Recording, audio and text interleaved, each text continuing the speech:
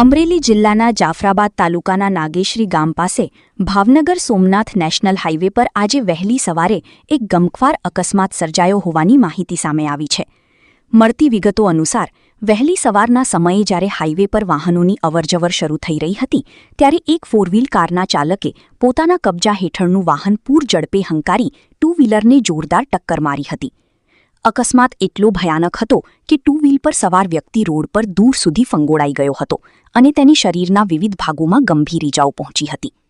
આ ઘટનાને પગલે આસપાસના રહદારીઓ અને સ્થાનિક ગ્રામજનો તરત જ મદદ માટે દોડી આવ્યા હતા. ઈજાગ્રસ્તની હાલત ગંભીર જણાતા તેને તાત્કાલિક 108 એમ્બ્યુલન્સની મદદથી નજીકની હોસ્પિટલમાં સારવાર માટે ખસેડવામાં આવ્યો હતો.